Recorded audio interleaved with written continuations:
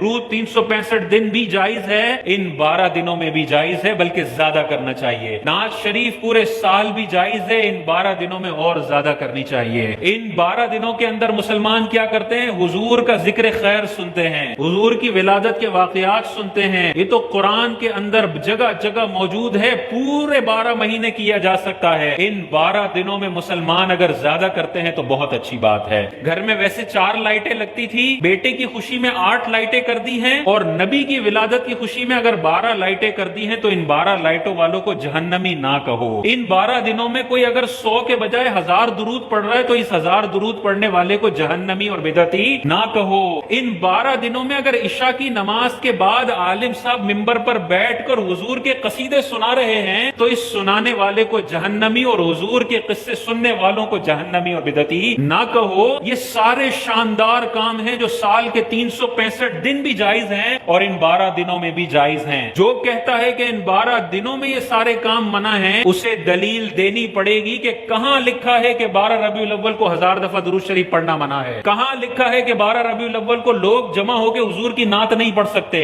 کہاں لکھا ہے کہ منبر پر بیٹھ کر قرآن حدیث نہیں سنایا جا سکتا 12 ربیع الاول کو عشاء کی نماز کے بعد؟ یہ کہاں لکھا ہے؟ 365 دن اللہ نے اجازت دی ہے، تم درود بھی پڑھو، تم نعتیں بھی پڑھو، تم حضور کے قصیدے بھی پڑھو، کسی کو یہ مجال نہیں ہے کہ اس پہ حرام کا فتویٰ لگائے۔ باقی جو خرافات ہو رہی ہیں، جو ناچ گانا ہو رہا ہے حرام ہے، جو کھانے کی بے حرمتی ہو رہی ہے حرام ہے، عورتوں مردوں کا اختلاط جلوسوں میں ہو رہا ہے حرام ہے، جو ڈانس ہو رہا ہے حرام ہے، یہ سارے حرام کام ہیں۔ میلاد منانے والوں کا ان حرام کاریوں سے کوئی تعلق نہیں ہے، ہم ان ساری گندی چیزوں سے اعلان برات کرتے ہیں، لیکن ہم یہ کہتے ہیں اگر کوئی درود پڑھتا ہے اسے بدعتی نہ کہو۔ بھائی آپ نے بھی ورفعنا لک ذکرک کی آیت پر 365 دنوں میں سے کسی ایک دن تو بیان کیا ہوگا نا؟ آپ نے 15 رمضان کو کیا، یہ 15 رمضان کو ورفعنا لک ذکرک پر جو آپ نے بیان کیا یہ آپ کے لیے حلال ہے۔ یہی والا بیان کوئی اور مولوی صاحب 12 ربیع الاول کو کہیں تو آپ کہیں یہ بدعت کام کر رہے ہیں۔ بھائی 15 رمضان کو بھی صحابہ نے ورفعنا لک ذکرک کی آیت پر 1 گھنٹے کا بیان نہیں کیا تھا، تو وہ بھی صحابہ نے نہیں کیا تھا، یہ بھی صحابہ نے نہیں کیا،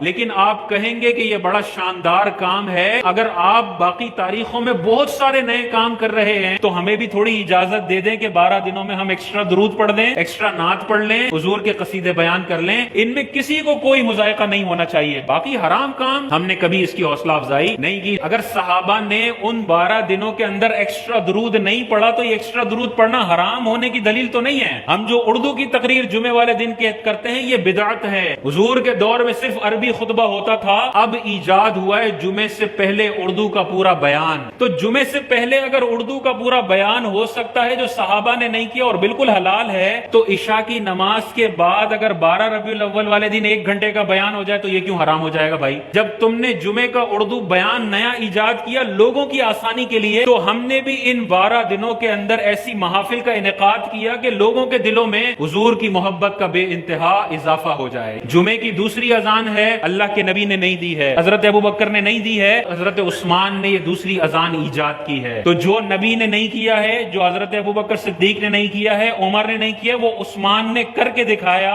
مطلب یہ ہوا کہ اگر نبی نے کوئی چیز نہیں کی ہے لیکن وہ اچھی ہے تو کی جا سکتی ہے۔ کیا حضرت عثمان کو یہ اجازت تھی کہ وہ نئی نئی چیزیں ایجاد کر لیں؟ نہیں۔ بدعت کا فتویٰ تو ہر صحابی کے لیے بھی تھا کہ صحابہ کو بھی کوئی نئی چیز ایجاد کرنے کی اجازت نہیں تھی، لیکن اس کے باوجود بھی صحابہ نے نئی نئی چیزیں ایجاد کی ہیں جو اچھی ہوا کرتی تھی۔ تراویح کی جماعت حضور نے 3 دن پڑھی ہے، باقی 27 دن تراویح کی جماعت نہیں ہوئی ہے۔ حضرت ابوبکر صدیق کے دور میں بھی سب تنہا تنہا پڑھتے تھے، ٹولیوں کی شکل میں تراویح پڑھتے تھے، جیسے آج ہم پڑھتے ہیں 30 دن جماعت کے ساتھ تراویح ہوئی نہیں ہے۔ حضرت عمر رضی اللہ تعالیٰ عنہ کے دور میں پہلی مرتبہ 30 دن تک تراویح کی جماعت کا اہتمام کیا گیا، اور حضرت عمر نے ارشاد فرمایا نعمت البدعۃ ھذہ، یہ تراویح کی جماعت کیا ہی اچھی بدعت ہے۔ حضرت عمر کا عقیدہ ہے کہ بدعتیں اچھی بھی ہوتی ہیں اور بدعتیں بری بھی ہوتی ہیں۔ سنت کو کاٹنے والی جو بدعت ہے، دین کو نقصان پہنچانے والی بدعت ہے، وہ حرام ہے۔ دین کو ترویج دینے والی جو بدعت ہے،